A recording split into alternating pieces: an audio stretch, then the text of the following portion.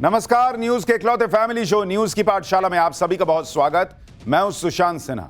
ये वो पाठशाला जहां सबकी क्लास लगती है। और सबसे पहले आपको रोज की तरह बताऊं कि आज कौन कौन सा चैप्टर खोलने वाला हूं। रूस, चीन, यूरोप के बाद मोदी का अरब लीग धमाका। ट्रंप मुनीर का प्लान फ्यूज, मोदी को रोकना नामुमकिन है क्या? इंटरनेशनल मीडिया से लेकर अमेरिकी बिजनेसमैन सबने कह दिया भाई कि मोदी बनाकर छोड़ेंगे भारत को नंबर 1। आज उसके बारे में आपको बताऊंगा। ना ट्रंप की चली ना राहुल का नैरेटिव दौड़ा। जिस भारत को डेड इकोनॉमी बताया वो यूएस चीन से भी आगे जाने वाला है क्या? मोदी का मिशन बंगाल के बीच राहुल और कांग्रेस पर अब तक का सबसे बड़ा अटैक। आखिरी किला भी गिर जाएगा क्या? घोर कम्युनिस्ट, घोर कम्युनल पीएम मोदी ने किसके बारे में ऐसा कह दिया कि गजब आग लग गई? इसके अलावा जिन अभिमुक्तेश्वरानंद को हथियार बनाकर मोदी को घेर रहा था इंडी, उन्होंने ही राहुल अखिलेश की कैसे क्लास लगा दी आज दिखाऊंगा। योगी वर्सेस स्वामी अभिमुक्तेश्वरानंद के घमासान में गजब ट्विस्ट। अचानक हालात जज्बात कैसे बदल गए, आज ये भी आपके लिए लेकर आया हूं। हालात और जज्बात तो मौसम के भी बदल गए भाई। दिल्ली एनसीआर में बारिश, पहाड़ों में गजब बर्फबारी। मौसम के यूटर्न से ठंड अभी और कितनी बढ़ने वाली है ये बताऊंगा, क्योंकि हमने पहले ही बताया था कि ये यूटर्न होने वाला है। बारिश, स्नोफॉल और कपा देने वाली ठंड की वो तस्वीरें जिन्हें देखकर ही हाथ पैर जमने लगते हैं भाई, वो भी आपको दिखाऊंगा। और बंगाल में घिरती ममता बनर्जी अब नेताजी के सहारे। पीएम मोदी ने सुभाष चंद्र बोस पर क्या कहकर तूफान ला दिया। नेहरू नुकसान पहुंचा रहे थे सुभाष चंद्र बोस को। वो चिट्ठी जो इतिहास को आप बहुत बड़ा राज खोल देगी, आज आपके लिए वो भी लाया। और आखिर में हमारा स्पेशल सेगमेंट, सोचा है कभी कोई मॉल भी नहीं फिर भी हर हिल स्टेशन पर एक मॉल रोड क्यों होता है? घूमे होंगे मॉल रोड पे, लेकिन सोचें कि मॉल रोड होता क्यों है? शिमला में, मनाली में, नैनीताल में एक मॉल रोड क्यों है, ये भी बताऊंगा। लेकिन पहले दिन भर की बड़ी खबरों का रिवीजन, उसके बाद पहला चैप्टर।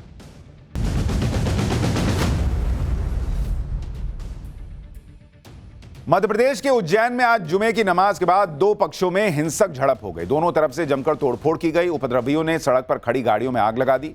एक बस को भी जला दिया गया। दोनों तरफ से पत्थरबाजी की गई। कुछ पत्थरबाज कैमरे में कैद हुए। बवाल बढ़ने पर पुलिस ने मोर्चा संभाला और अब तक 15 लोगों को गिरफ्तार किया जा चुका है। मध्य प्रदेश के भोजशाला में आज बसंत पंचमी पर सरस्वती पूजा और नमाज एक साथ हुई। हिंदू श्रद्धालुओं ने सुबह से शाम तक बसंत पंचमी पर अखंड पाठ किया, तो दोपहर 1 बजे से 3 बजे तक जुमे की नमाज के लिए भी विशेष इंतजाम किए गए। सुरक्षा के लिए 8000 से ज्यादा जवान तैनात रहे। गोवा अग्निकांड मामले में ईडी ने बड़ी कार्रवाई की है। ईडी ने लूथरा ब्रदर्स से जुड़े 8 ठिकानों पर छापेमारी की। यह छापेमारी दिल्ली और गोवा में की गई। सूत्रों के मुताबिक यह कार्रवाई मनी लॉन्ड्रिंग एंगल से की जा रही है। ईडी फाइनेंशियल ट्रांजैक्शन, पैसों की हेराफेरी और संदिग्ध लेन देन की भी जांच कर रहा है। नोएडा के करीब आधा दर्जन स्कूलों को आज बम से उड़ाने की धमकी मिली। इसके बाद इन स्कूल्स में छुट्टी कर दी गई। पुलिस डॉग स्क्वाड और बम निरोधक दस्ता वगैरह लेकर स्कूल पहुंची।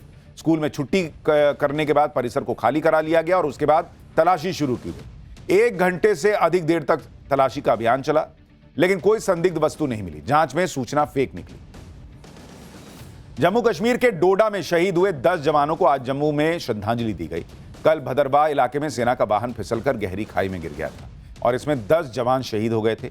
आज श्रद्धांजलि देने के बाद पार्थिव शवों को उनके घर भेज दिया गया।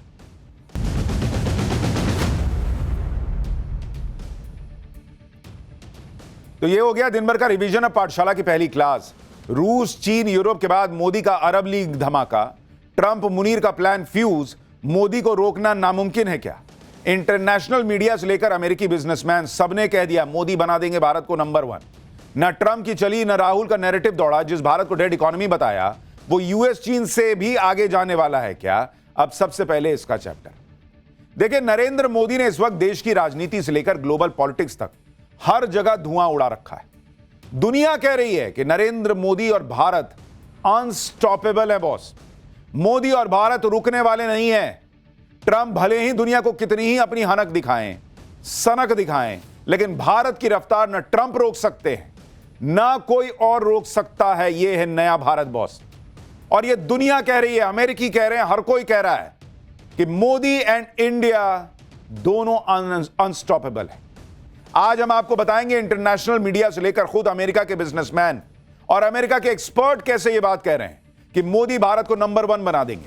किसने यह बात कह दी कि ट्रंप भले ही खुद को ताकतवर समझते हो, लेकिन ट्रंप से ज्यादा ताकतवर आज की डेट में मोदी है। आपको यह भी बताऊंगा कि मोदी और भारत की जबरदस्त पावर के सामने ना तो ट्रंप की चली, ना ही उन लोगों का नैरेटिव दौड़ा जो लोग भारत को डेड इकोनॉमी बता रहे थे। आज ग्लोबल पॉलिटिक्स में नरेंद्र मोदी के नए धमाके कौन से हुए? रूस और चीन के बाद अब यूरोप, और उसके बाद मोदी वो धमाका कर रहे हैं कि ट्रंप और मुनीर दोनों को बहुत दिक्कत हो जाएगी। और सिर्फ ग्लोबल पॉलिटिक्स में मोदी का ऐसा तहलका नहीं है, देश की राजनीति में भी वो काम नरेंद्र मोदी कर रहे हैं कि इंडी वालों को अपना किला बचाना मुश्किल पड़ रहा है। बंगाल में ममता बनर्जी हो या फिर केरल में लेफ्ट का किला, नरेंद्र मोदी ने सबका शटर डाउन करने का ऐलान कर दिया है। केरल पर कांग्रेस की नजर है, पर वहां मोदी ने कैसे कांग्रेस पर बड़ा अटैक लॉन्च किया, आज आपके लिए यह भी लेकर आया हूं। यह अरब लीग क्या है जो मोदी बनाने का प्रयास कर रहे हैं, और वहां क्या खेल चल रहा है जियो पॉलिटिक्स से लेकर देश की पॉलिटिक्स तक में, जो बड़ा तूफान आ रखा है। पहले उसका ट्रेलर देखिए, फिर पूरी बात।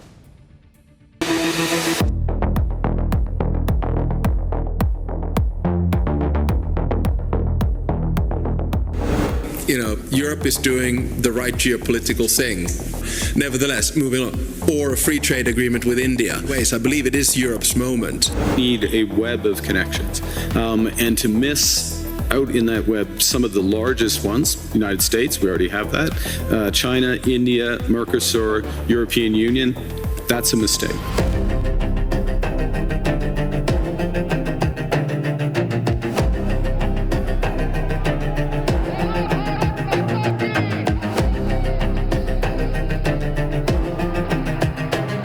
आज मेरे लिए बहुत भावुक पल है। लाखों कार्यकर्ताओं का परिश्रम रंग ला रहा है।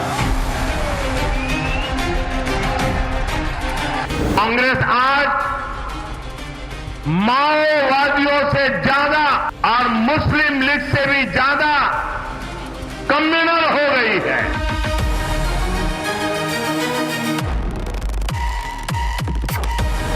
आज जो भाजपा आ गई, नीतीश कुमार आ गए दोबारा, इससे पहले वाली सरकार में आपने कई सीटों पर लॉस करवा दिया। हम लोग सरकार बनते बनते रह गई आपके कारण।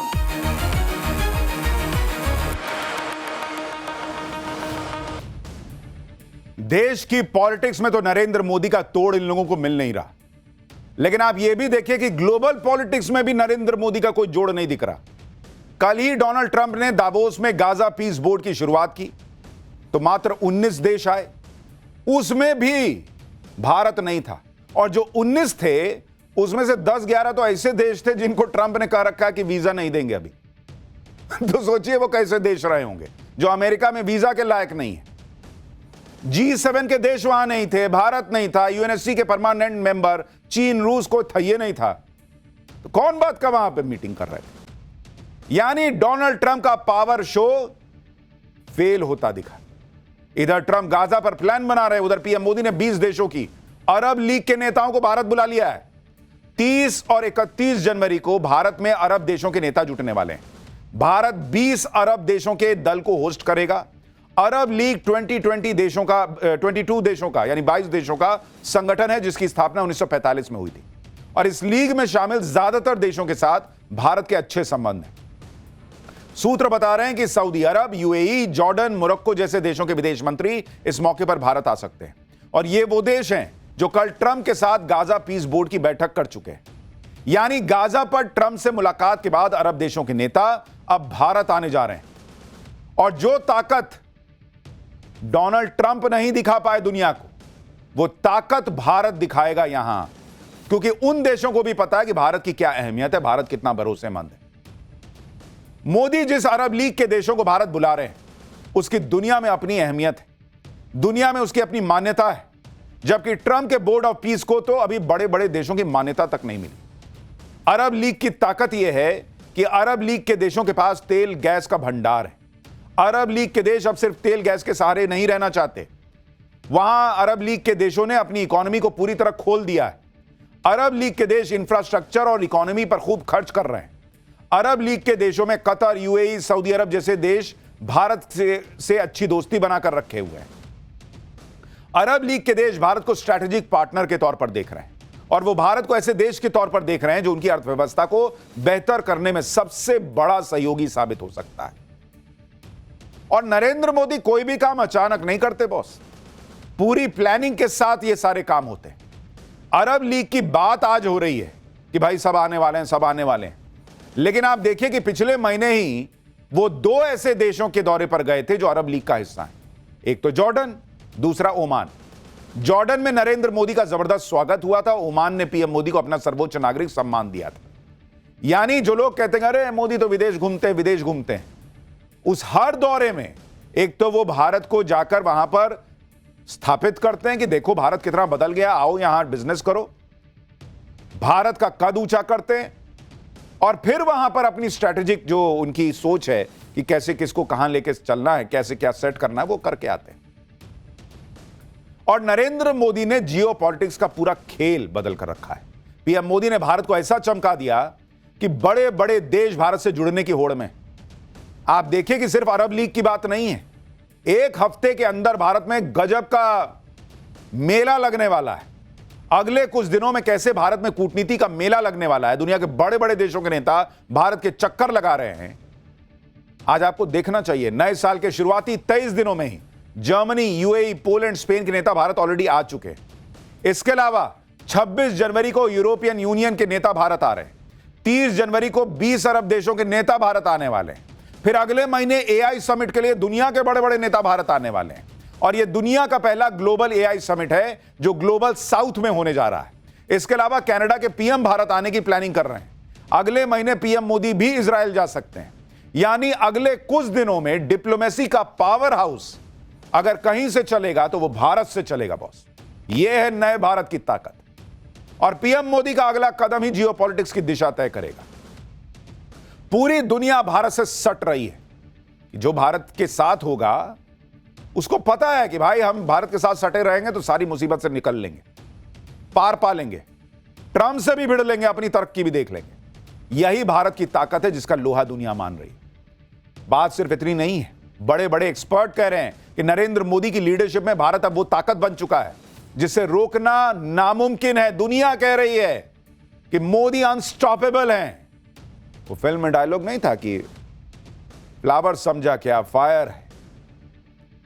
नरेंद्र मोदी ने साबित किया है कि भारत को डेड इकोनॉमी समझा क्या, भारत अनस्टॉपेबल है। अमेरिका में बड़ी बड़ी कंपनी के चीफ एक्सपर्ट यही बात कह रहे हैं कि यह भारत का वक्त है बॉस।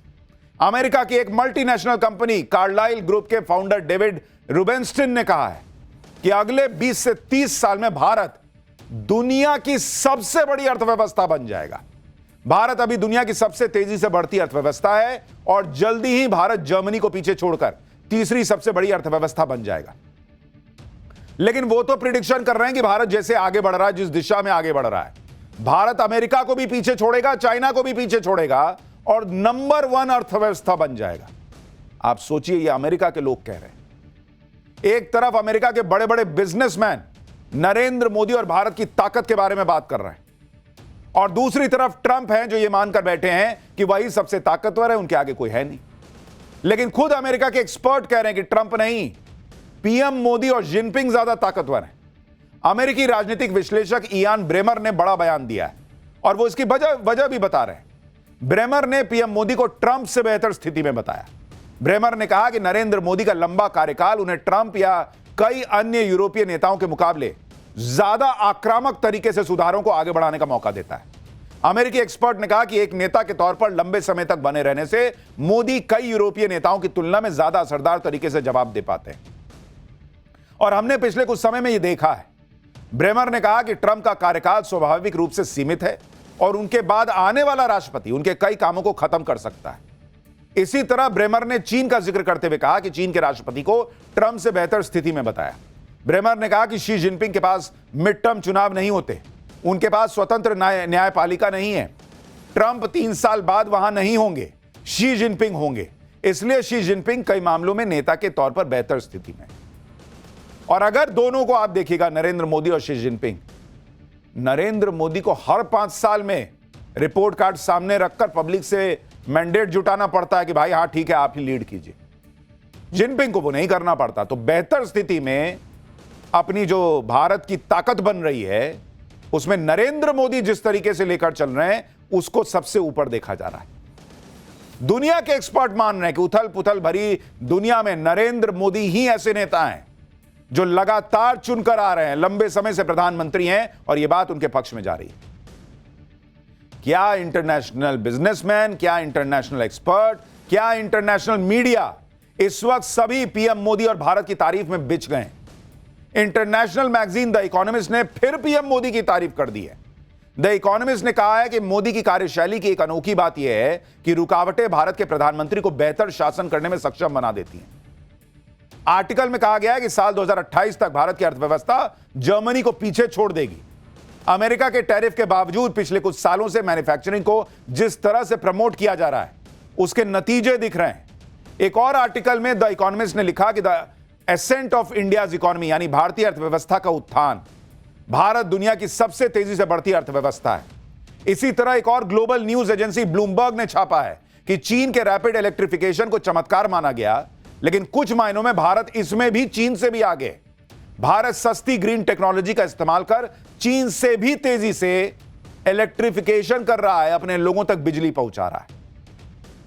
दुनिया में भारत की चर्चा हो रही है बॉस। राहुल गांधी एक झटके में बोलते हैं डेड इकोनॉमी। दुनिया कह रही है बॉस कि भारत लीड कर रहा है, नहीं रुक रहा किसी के रोके। इधर इंटरनेशनल मीडिया में पीएम मोदी का डंका बज रहा है, भारत का डंका बज रहा है। उधर ट्रंप की लोकप्रियता भाई साहब एकदम गिरी जा रही है। द इकोनॉमिस्ट के सर्वे के मुताबिक ट्रंप की अप्रूवल रेटिंग लगातार गिर रही है। ट्रंप के सेकंड टर्म को 368 दिन हो गए। उनकी नेट अप्रूवल रेटिंग माइनस में चल रही है बॉस। -19 नेट अप्रूवल रेटिंग है ट्रंप की। वैसे ट्रंप को 37% अप्रूव और 56% लोग डिसअप्रूव कर रहे हैं। यानी ट्रंप का 1 साल हुआ है, मात्र 1 साल, और लोग बर्दाश्त नहीं कर पा रहे इस आदमी को। माइनस में है अप्रूवल रेटिंग, मतलब जितने लोग पसंद कर रहे हैं उससे ज्यादा लोग नापसंद कर रहे हैं। जिस आदमी को इतना बड़ा मैंडेट देकर चुना था लोगों ने, 1 साल में सोचिए, अपने सनक की वजह से इस आदमी ने अपनी पॉपुलैरिटी खो दी। और ट्रंप खुद को तो डुबा ही रहे हैं। जो लोग ट्रंप के चक्कर में पड़े हैं वो भी डूबेंगे, और इनमें एक पाकिस्तान भी है। ट्रंप एक इशारा करते हैं, मुनीर शहबाज भाई साहब एकदम लाइन में खड़े रहते कि आगे सर, अभी आ गए आपके सामने। ट्रंप ने इस बार मुनीर शहबाज को ऐसा फंसा दिया कि लेने के देने पड़ गए। ट्रंप के गाजा पीस बोर्ड सेरेमनी में जाकर शहबाज और मुनीर चौड़े होकर घूम रहे थे, लेकिन मुनीर शहबाज के साथ खेल हो गया, क्योंकि ट्रंप के गाजा प्लान में शामिल होकर एक तरह से पाकिस्तान ने इजराइल को मान्यता दे दी। अब लोग कह रहे हैं कि पाकिस्तान को गाजा में इजराइल के अंडर काम करना होगा। पाकिस्तान में इसको लेकर लोग बहुत फायर हैं, गुस्सा है भाई, क्योंकि वो तो इजराइल से नाराज रहते हैं। अब उनके यहां का प्राइम मिनिस्टर वहां बैठकर डोनाल्ड ट्रंप के जूते में पॉलिश लगाने के चक्कर में उसी इजराइल के साथ काम करने को तैयार है। इमरान खान की पार्टी इसका विरोध कर रही है। पाकिस्तान में दूसरी विपक्षी पार्टियां इस फैसले के खिलाफ हैं। सोशल मीडिया पर तो शहबाज शरीफ और मुनीर का मजाक उड़ रहा है, मीम्स बन रहे हैं, बाढ़ आ गई है मीम्स की। यानी ट्रंप के चक्कर में जो पड़ रहा है उसकी क्लास लग जा रही है। लेकिन हमारे यहां भी कुछ लोग ऐसे हैं जिन्हें यह समझ में नहीं आता, वो भी ट्रंप की लाइन ही बोलते हैं। जैसे राहुल गांधी, ट्रंप ने भारत को डेड इकोनॉमी कहा था तो राहुल गांधी वही बात दोहरा रहे थे। अब राहुल गांधी ने फिर से डेड इकोनॉमी की बात की। मतलब इतना डेड इकोनॉमी को लेकर मजाक बन गया इनका। दुनिया भर से रिपोर्ट आ रही है, दुनिया में तारीफ हो रही है। राहुल गांधी को लगता है कि भाई मैं कैसे, मैंने बोल दिया तो बोल दिया, अब मैं नहीं छोड़ूंगा, चाहे गलत हो चाहे सही। आज राहुल गांधी ने एक वीडियो शेयर करते हुए सोशल मीडिया पर लिखा कि 50% टैरिफ और अनिश्चितता भारत के टेक्सटाइल एक्सपोर्ट को बहुत नुकसान पहुंचा रही है। जॉब्स जा रही हैं, फैक्ट्रियां बंद हो रही हैं और घटती मांग हमारी डेड इकोनॉमी की सच्चाई है। राहुल गांधी ने कहा कि पीएम मोदी ने ना कोई मदद की, ना कभी टैरिफ पर कुछ कहा, जबकि 4.5 करोड़ नौकरियां और लाखों बिजनेस दांव पर लगे। मोदी जी, आपकी जवाबदेही है, प्लीज इस मुद्दे पर ध्यान दें। डेड इकोनॉमी का जो नैरेटिव राहुल गांधी चला रहे हैं, उस नैरेटिव की पोल दुनिया खोल दे रही है, क्योंकि दुनिया खुद कह रही है कि भारत नंबर 1 बनने जा रहा है और भारत अनस्टॉपेबल है, कोई नहीं रोक पाएगा। आज की डेट में ग्लोबल गेम ऐसा पलटा है कि ट्रंप से भिड़ने के लिए पूरी दुनिया भारत का नाम ले रही है, और जो भी देश ट्रंप की नीतियों से प्रभावित हैं उन सबको भारत का ही सहारा दिख रहा है। जैसे आप देखिए, भारत और यूरोप के बीच जो फ्री ट्रेड एग्रीमेंट होने वाला है उसमें नॉर्वे शामिल नहीं है, फिर भी नॉर्वे गदगद है कि भारत की ईयू के साथ ट्रेड डील से पूरे इलाके का फायदा हो जाएगा। ईयू में नॉर्वे, यूके, स्विट्जरलैंड जैसे देश शामिल नहीं है, फिर भी ईयू भारत की ट्रेड डील को ऐतिहासिक बता रहा है। माइलस्टोन बता रहा है, मील का पत्थर बता रहा है। कनाडा जैसे देश जिनका भारत के साथ बड़ा टकराव रहा हाल पिछले कुछ समय में, वो ट्रूडो के समय में, वो भी मान रहे हैं कि भारत को साथ लिए बिना दुनिया नहीं आगे बढ़ पाएगी भाई। यूरोप से लेकर कनाडा तक सारे देश भारत का कैसे नाम ले रहे हैं, सुनिए एक बार। एक भारतीय के तौर पर आपको भी गर्व होगा। Europe is doing the right geopolitical thing. Nevertheless, moving on, or a free trade agreement with India. So you're going to start seeing Europe and other players. So this is in very many ways, I believe it is Europe's moment. And you are going to start seeing that. And I think we can cope with it fairly well. You need a web of connections. And to miss out in that web some of the largest ones, United States, we already have that, China, India, Mercosur, European Union, that's a mistake. That's not managing your relationships properly. That makes you stronger, makes you more resilient. And then on top of that, दुनिया के बड़े बड़े नेता और बड़े बड़े देश जिस तरह से भारत की बात कर रहे हैं, उसमें इंटरनेशनल एक्सपर्ट और एजेंसियां अमेरिका को चेता रही हैं कि ट्रंप बहुत बड़ी गलती कर रहे हैं, और ट्रंप की गलती से पूरी दुनिया भारत और चीन के सामने लाइन लगाए खड़ी है। सुनिए दुनिया की बड़ी फाइनेंशियल कंपनी जेपी मॉर्गन के प्रमुख वो क्या कह रहे हैं। I saw part of Carney's speech. I have a lot of respect for Carney. He did, we're causing some things that may not be good in the long run for America. Like, Carney was just in China, and now he's going to go to India. And आप ये भी देखिए कि जिस BRICS को लेकर Trump अक्सर भड़कते रहते हैं, वो ब्रिक्स भी लगातार ट्रंप को कैसे क्लियर कट मैसेज दे रहा है। ब्रिक्स में भारत भी है, ब्राजील भी है। ब्राजील के राष्ट्रपति लूला दा सिल्वा ने पीएम मोदी को फोन करके उनसे बात की। राष्ट्रपति लूला दा सिल्वा और पीएम मोदी ने भारत ब्राजील की स्ट्रैटेजिक पार्टनरशिप पर चर्चा की। लूला दा सिल्वा अगले महीने भारत आने वाले हैं, जहां एआई इंपैक्ट समिट में वो हिस्सा लेंगे। भारत और ब्राजील दोनों वो देश हैं जिन पर ट्रंप ने 50% का टैरिफ लगा रखा है। अब चाहे ग्लोबल पॉलिटिक्स हो या फिर देश की पॉलिटिक्स, इस वक्त पीएम मोदी जिस तरह के तेवर में है, वो विरोधियों का पैकअप करने के पहले रुकने वाले मूड में लग नहीं रहे। देश के अंदर देखिए, अब आप वो बैक टू बैक चुनाव जीत रहे हैं। विधानसभा का चुनाव हो या निकाय चुनाव, जिन चुनावों में बीजेपी को दशकों से जीत नहीं मिली, वहां भी नरेंद्र मोदी ने जीत हथ दिलाई है। पीएम मोदी इस वक्त अनस्टॉपेबल बन गए हैं। आज पीएम मोदी केरल और तमिलनाडु के दौरे पर रहे। केरल में पीएम मोदी ने तिरुवनंतपुरम में रोड शो किया, और पीएम मोदी के रोड शो में कैसे जबरदस्त उनका क्रेज दिखा केरल में, बॉस, जहां बीजेपी कभी सत्ता में नहीं रही है। देखिए जरा एक झलक देखिए।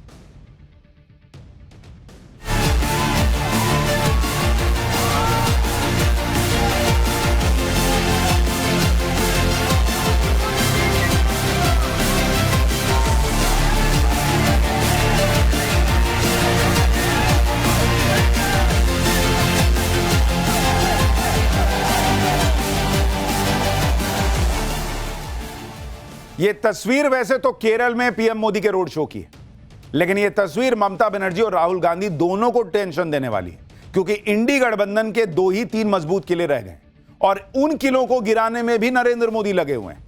एक किला बंगाल, जहां ममता बनर्जी हैं, दूसरा केरल में, जहां लेफ्ट है, और केरल के किले पर कांग्रेस की भी नजर है।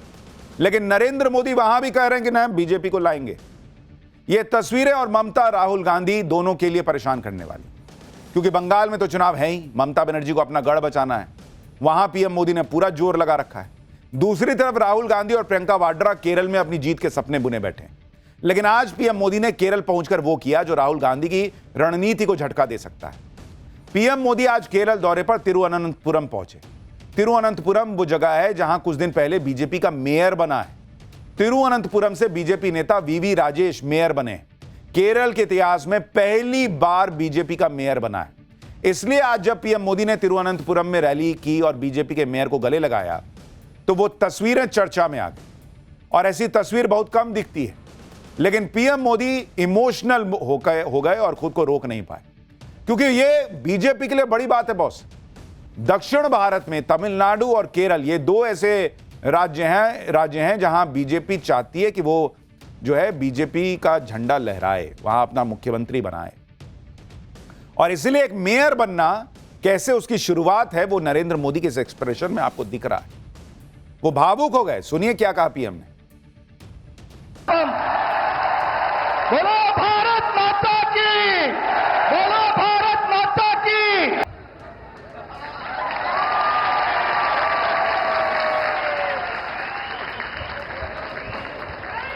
आज मेरे लिए बहुत भावुक पल है।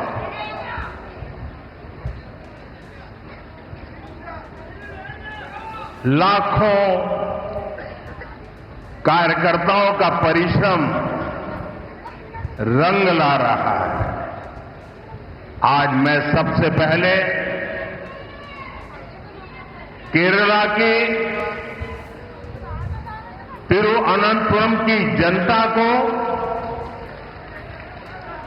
हमारे लाखों समर्थकों को, साथियों को मेरा भाषण शुरू करने से पहले बहुत ही आदरपूर्वक नमन करना चाहता हूं।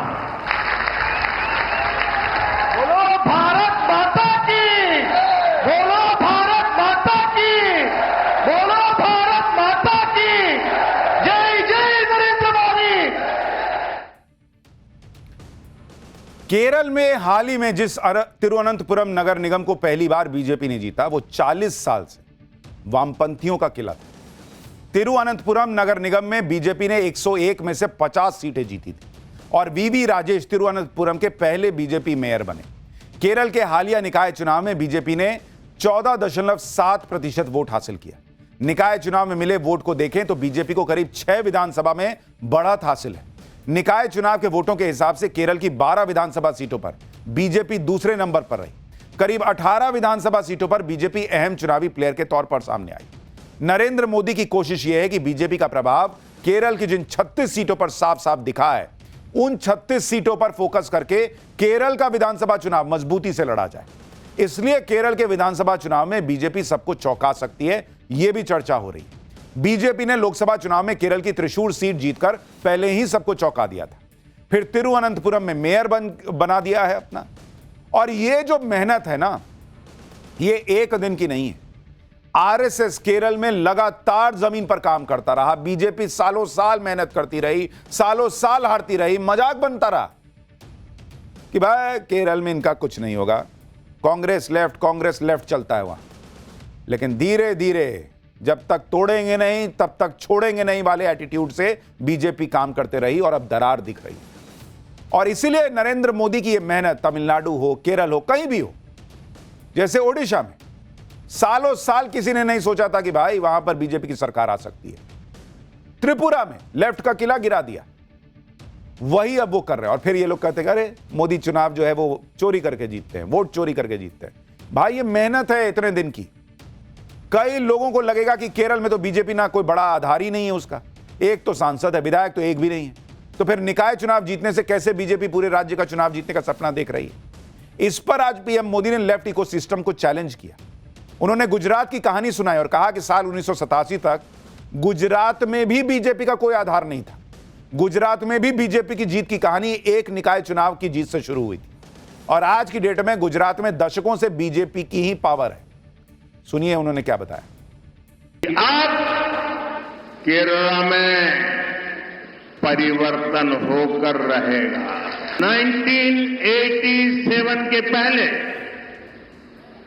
गुजरात में बीजेपी एक हाशिए की पार्टी थी, अखबार में 2 लाइन भी नहीं छपती थी।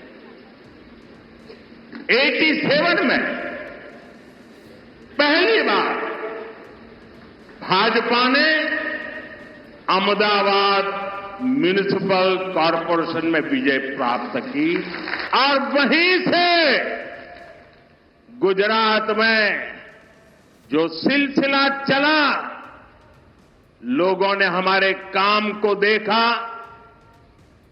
हमारे आचरण को परखा और उसका परिणाम है कि आज पिछले कई दशकों से वहां की जनता ने हमें सेवा का मौका दिया था। शुरुआत एक शहर से हुई थी, केरला में भी शुरुआत एक शहर से हुई है और इसलिए मैं कहता हूं अब केरला भारतीय जनता पार्टी पर अभूतपूर्व विश्वास करके हमारे साथ जुड़ चुका है। इधर पीएम मोदी केरल में जीत का दावा कर रहे हैं। उधर उन्होंने आज केरल से कांग्रेस पर सबसे बड़ा अटैक भी लॉन्च कर दिया। पीएम मोदी ने कांग्रेस को जिन्ना की पार्टी से भी ज्यादा कम्युनल बता दिया और माओवादियों से भी ज्यादा कम्युनिस्ट बता दिया। सुनिए एक बार। मैं आपको कांग्रेस से भी सावधान करने आया हूं। कांग्रेस के पास विकास का कोई एजेंडा नहीं है। कांग्रेस आज माओवादियों से ज्यादा कम्युनिस्ट और मुस्लिम लीग से भी ज्यादा कम्युनल हो गई है। इसलिए देश में आज कांग्रेस को एमएमसी यानी मुस्लिम लीगी माओवादी कांग्रेस कहा जा रहा है। ये मुस्लिम लीगी माओवादी कांग्रेस के लोग केरला को अपनी लैब बना रहे हैं। कांग्रेस यहां केरला में भी कट्टरपंथियों को बढ़ावा दे रही है।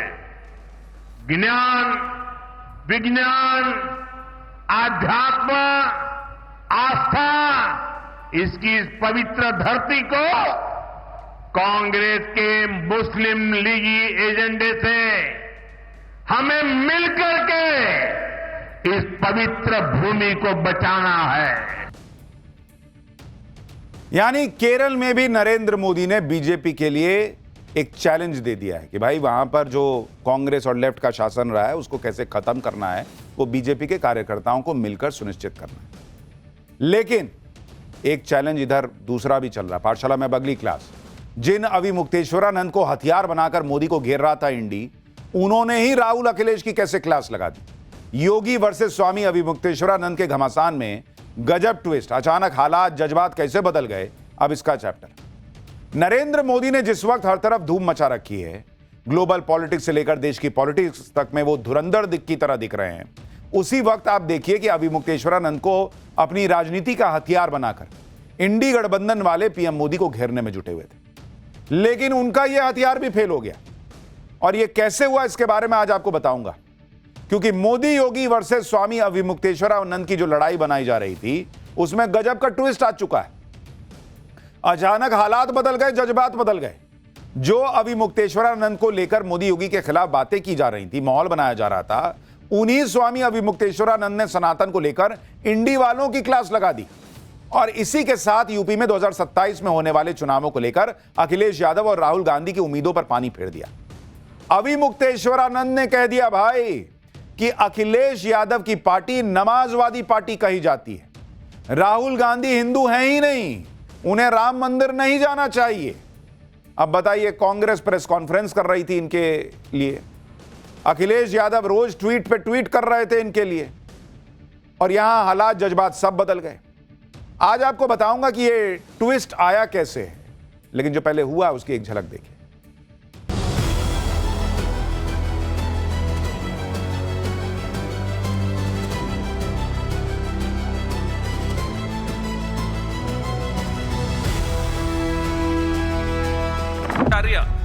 जो सनातन के सिरमौर माने जाते हैं, होते हैं। राहुल गांधी राम मंदिर जाने वाले हैं। उनको नहीं जाने देना चाहिए क्योंकि वो अब हिंदू धर्म में नहीं है। ये अधर्म के रास्ते पर भारतीय जनता पार्टी चल रही है। पूजनीय शंकराचार्य जी का पूरा सम्मान होना चाहिए।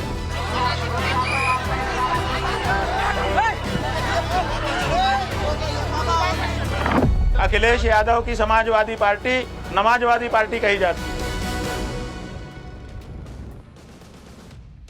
जिन स्वामी अविमुक्तेश्वरानंद को लेकर आज अचानक हालात और जज्बात बदल गए, वो पिछले 5 दिनों से प्रयागराज माघ मेले में धरने पर बैठे। 18 जनवरी को मौनी अमावस्या पर पालकी पर बैठकर संगम नोज जाने से भड़के स्वामी अविमुक्तेश्वरानंद ने आज संगम पर बसंत पंचमी का स्नान भी नहीं किया। स्वामी अविमुक्तेश्वरानंद की इसी नाराजगी को इंडी गठबंधन वालों ने मोदी योगी को घेरने का हथियार बना लिया। स्वामी अविमुक्तेश्वरानंद के सम्मान के बहाने यूपी में 2027 में होने वाले विधानसभा चुनाव का एजेंडा सेट करने की कोशिश शुरू हुई। इसमें अखिलेश यादव सबसे आगे नजर आए। अखिलेश यादव ने मौनी अमावस्या के स्नान को लेकर हुए बवाल के अगले ही दिन स्वामी अविमुक्तेश्वरानंद से फोन पर बात की थी। उनके पक्ष में मजबूती के साथ खड़े होने का भरोसा दिया था।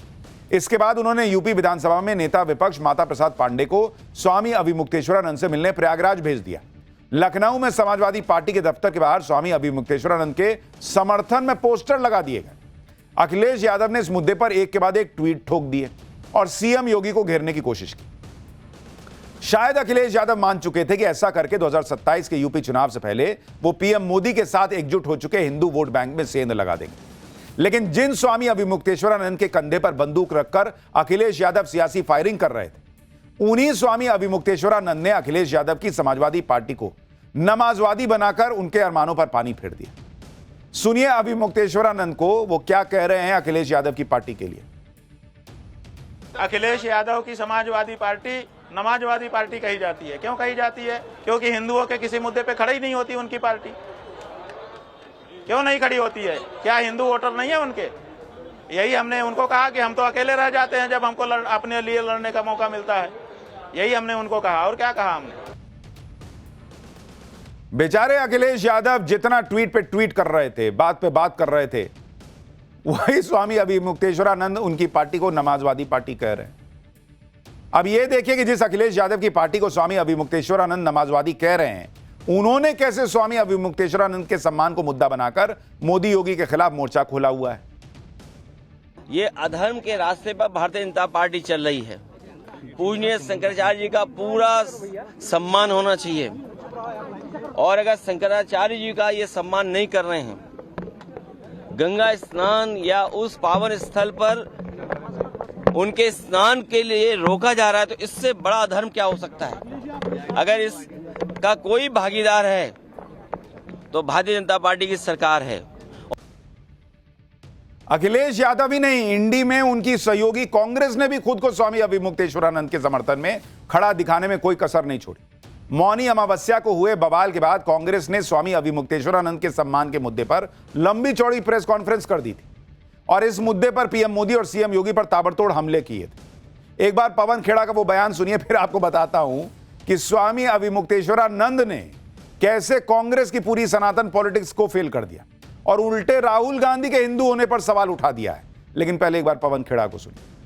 आर्य जो सनातन के सिरमौर माने जाते हैं, होते हैं, कोई डीएम तय करेगा, प्रशासन तय करेगा, कोई मुख्यमंत्री तय करेगा कि वो शंकराचार्य हैं या नहीं है। आप हैं कौन?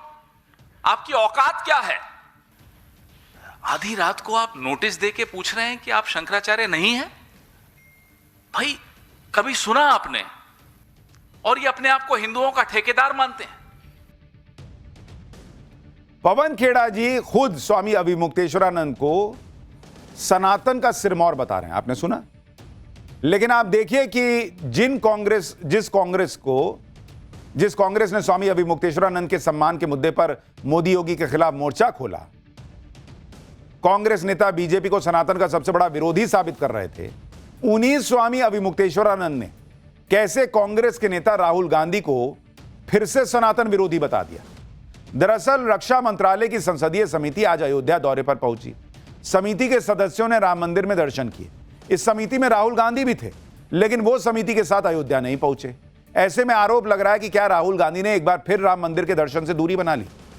लेकिन जब स्वामी अविमुक्तेश्वरानंद से राहुल गांधी के राम मंदिर जाने पर सवाल पूछा गया, तो उन्होंने राहुल गांधी को हिंदू मानने से ही इनकार कर दिया और दो टूक कह दिया कि राहुल गांधी को तो राम मंदिर जाने ही नहीं देना चाहिए।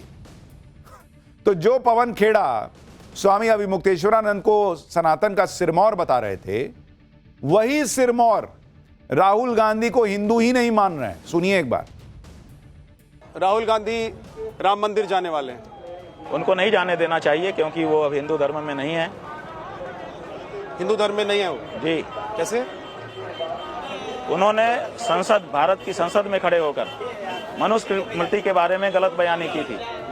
मनुस्मृति हिंदुओं का धर्मशास्त्र है, तो जो व्यक्ति जिस धर्म में होता है कम से कम उस धर्मशास्त्र का तो पालन करता है, आदर करता है, उसके बारे में गलत नहीं बोलता है। तो जब ये बात हमारे सामने आई तो हमने कुंभ में ही उनको नोटिस भेजा था। उसके बाद 2-3 रिमाइंडर भी हमने भेजे, लेकिन उन्होंने कोई जवाब नहीं दिया।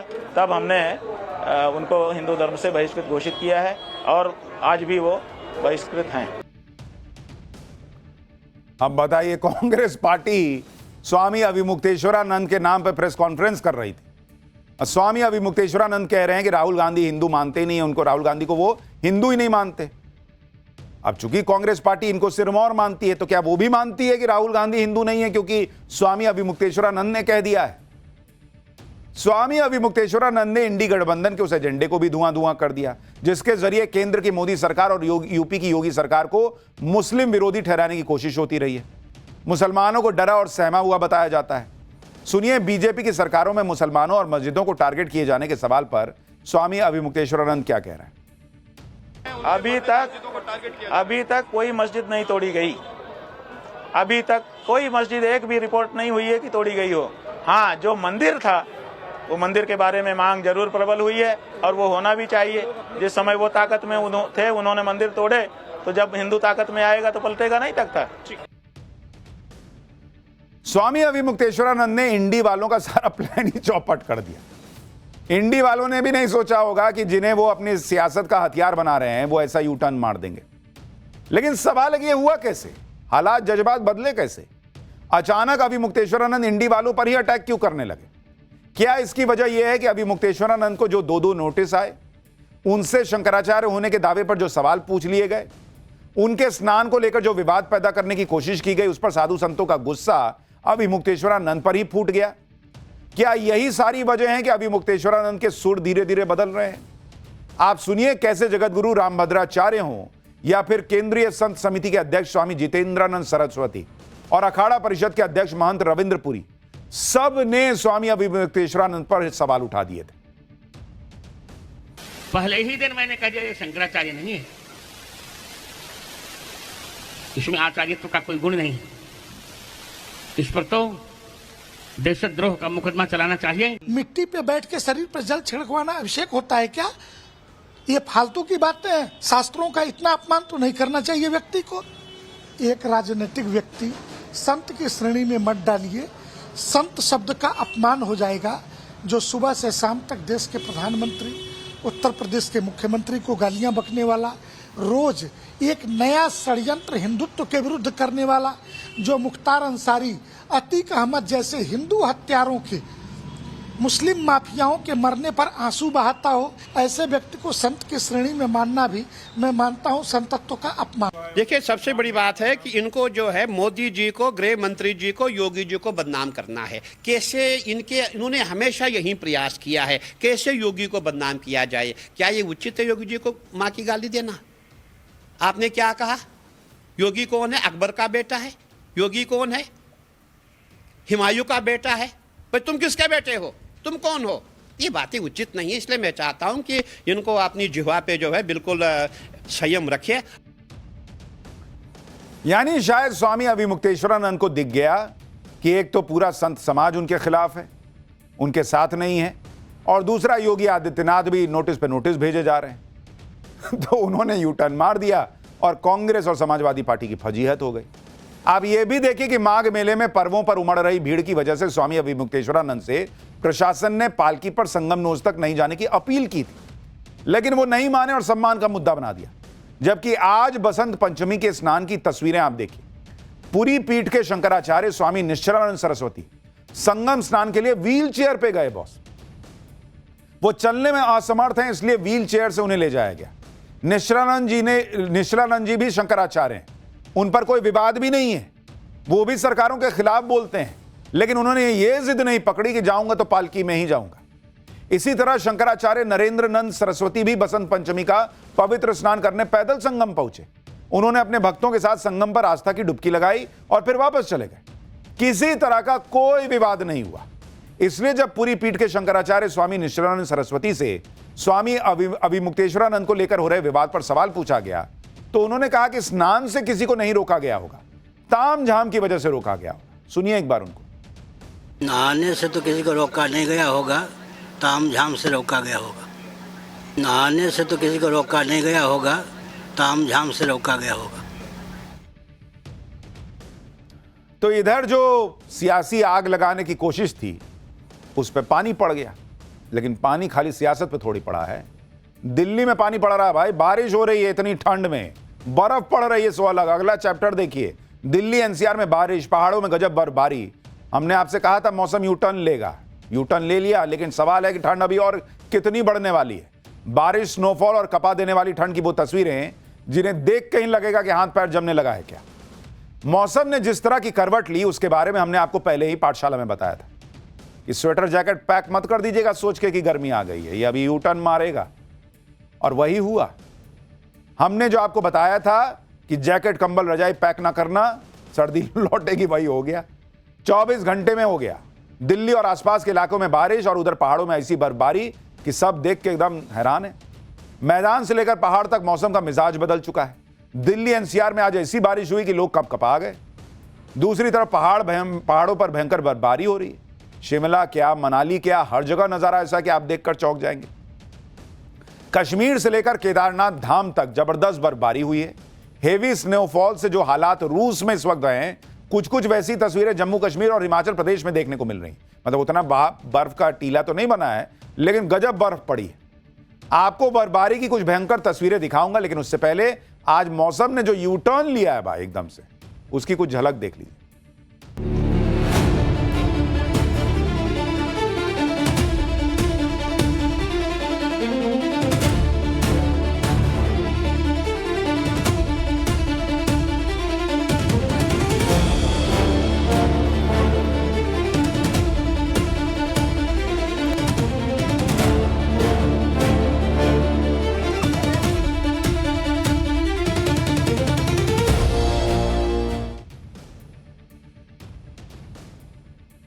देखिए, इस बार अभी तक पहाड़ों पर बर्फबारी बहुत खास हुई नहीं थी। कई हिल स्टेशंस पर तो बर्फ गिरी ही नहीं थी, लेकिन आज सब कुछ बदल गया। पहाड़ों पर ऐसी बर्फबारी हुई कि चारों तरफ सफेद चादर बिछ गई। ऐसी बर्फबारी हुई कि हैरान करने वाली तस्वीरें आ गई। ये तस्वीरें जम्मू कश्मीर के उधमपुर की है, जहां भारी बर्फबारी के बीच 12 लोगों की जान आफत में आ गई। इनमें महिलाएं और बच्चे भी शामिल थे, जो एक तरह के बर्फीले तूफान में फंस गए।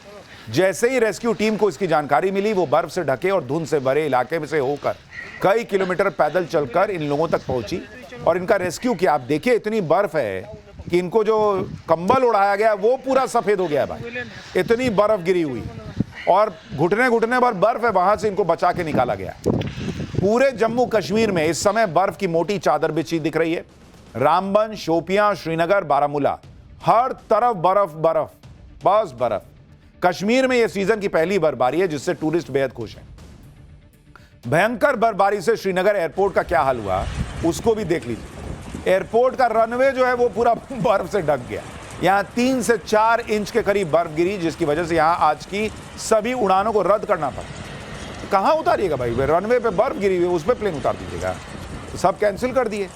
अब आप भारत के सबसे ठंडे और दुनिया का दूसरा सबसे ठंडा इलाका जो है द्रास, उसकी तस्वीरें देखिए, जहां पर हर तरफ सिर्फ बर्फ ही बर्फ दिख रही है। और आप जानकर हैरान हो जाएंगे कि यहां सर्दियों में तापमान -60 डिग्री सेल्सियस तक चला जाता है। कश्मीर का एक वायरल वीडियो देखिए, एक लड़का कमर तक बर्फ में फंसा हुआ है और वीडियो बना रहा है, कह रहा है कि उसे सुनकर आप वहां के हालात का अंदाजा लगा सकते हैं। सुनिए एक बार। हालांकि ये बर्फ के ऊपर ऊपर चल सकता था, लेकिन इसने गड्ढा करके वीडियो बनाया, थोड़ा रील वायरल भी तो होना चाहिए, और दिख भी रहा है कि कितनी बर्फ गिरी है। उधर माता वैष्णो देवी धाम में भी आज गजब की बर्फबारी हुई। बर्फ से ढके माता रानी के दरबार का नजारा बहुत शानदार दिख रहा है। आप देखिए, ऐसा लग रहा है जैसे किसी ने ब्लैक एंड व्हाइट फोटो खींची। लगातार बर्फबारी को देखते हुए प्रशासन ने वैष्णो देवी यात्रा फिलहाल स्थगित कर दी है। बर्फबारी की वजह से रास्तों पर बर्फ जमी हुई है, जिससे यात्रियों को चढ़ाई में दिक्कत आ सकती है। इसी को देखते हुए यात्रा स्थगित की गई है। तो वैष्णो देवी जाने वाले थे तो मत जाइएगा अभी। देवभूमि उत्तराखंड के केदारनाथ धाम में भी बर्फ गिरी है। केदारनाथ में इस बार देर से बर्फबारी हुई है, इसका इंतजार काफी समय से किया जा रहा है। केदारनाथ धाम में आज करीब 2 फीट तक बर्फबारी हुई। पहली बर्फबारी में बाबा केदार का धाम अलौकिक दिख रहा है। इस कठिन मौसम में भी उत्तराखंड पुलिस और आईटीबीपी के जवान पूरी निष्ठा और सतर्कता और समर्पण के साथ ड्यूटी पर तैनात हैं। केदार धाम की तरह गंगोत्री धाम में लंबे इंतजार के बाद सीजन की पहली बर्फबारी हुई, जिससे पूरा मंदिर प्रांगण अलग ही नजर आ रहा है। मनाली में भी आज बर्फबारी के लंबे इंतजार का अंत हुआ। सीजन की पहली भारी बर्फबारी ने मनाली में देखिए क्या हालत कर दी भाई, टेबल चेयर सब ढक गया। मनाली में होटल के बाहर की इन तस्वीरों को देखिए। बाहर का सिटिंग एरिया पूरी तरह से बर्फ से ढका हुआ है। मनाली के मॉल रोड से लेकर सोलंग वैली रोहतांग में अटल टनल तक 5 से 6 इंच की बर्फ गिर गई है। रोहतांग में अटल टनल को बंद करना पड़ा। ये तस्वीर देखिए अटल टनल की, भाई वहां घुटने घुटने तक बर्फ गिर गई है। टनल में क्या करने जाइएगा। शिमला में मौसम ने मेहरबानी दिखाई और यहां भी भयंकर बर्फबारी देखने को मिली, जिससे पर्यटकों में जबरदस्त उत्साह दिखा। भाई वो तो पैसा लगा के बर्फ ही देखने गया था, बर्फ नहीं दिख रही थी तो पैसा वेस्ट था। अब वो कह रहा कि अरे भैया अब आया पैसा वसूल, बर्फ गिर गई। चलो भाई देखिए एक रिपोर्ट वहां से।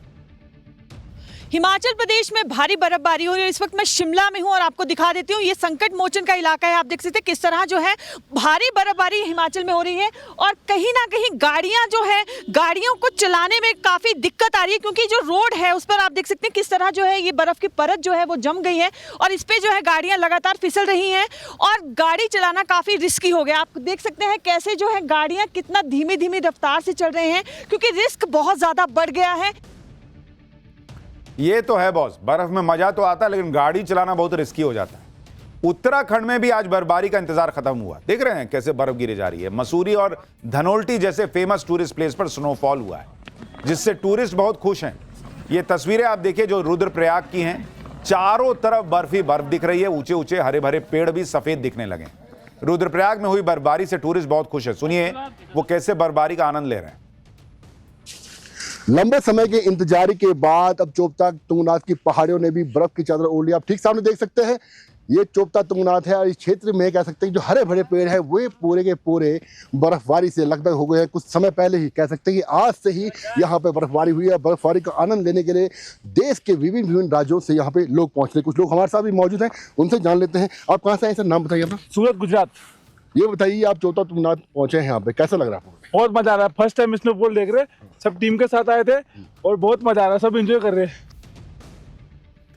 मजा तो सबको आ रहा है लेकिन थोड़ा एहतियात के साथ मजा लीजिए भाई। अब आप बर्फबारी में मिनी बुलडोजर का एक्शन देखिए। बुलडोजर को अवैध कब्जे ढाते हुए तो बहुत बार देखा होगा, लेकिन बुलडोजर से जान कैसे बचती है ये भी देखिए। जम्मू कश्मीर के हंदवाड़ा में सेना के एंटी टेरर ऑपरेशन में इस्तेमाल होने वाले इस मिनी बुलडोजर की मदद से एक मरीज की जान बचाई गई। भारी बर्फबारी की वजह से अस्पताल तक पहुंचने वाला रास्ता पूरी तरह बर्फ से ढक गया था, तो बर्फ जमा होने की वजह से यहां तक पहुंचना संभव नहीं था। मिनी बुलडोजर ने अपना कमाल दिखाया और चंद मिनटों में बर्फ को हटाकर रास्ता ही क्लियर कर दिया। तब जाकर मरीज अस्पताल पहुंच सका और उसकी जान बच सकी। बर्फबारी के बीच एक और शानदार तस्वीर आपको दिखाता हूं। हमने कल ही आपको दिखाया था कि पीएम मोदी ने कैसे इंडियन रेलवे का कायाकल्प कर दिया है। ये तस्वीर आप देखिए, जम्मू कश्मीर में बर्फ से ढकी वादियों के बीच वंदे भारत ट्रेन गुजर रही है। ये बनिहाल रेलवे स्टेशन की तस्वीर है।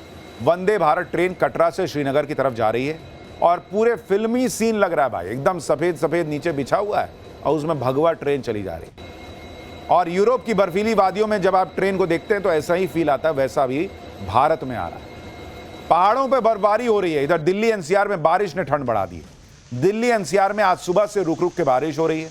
सुबह तो लगातार काफी देर तक बारिश हुई, जिससे तापमान में गिरावट आई।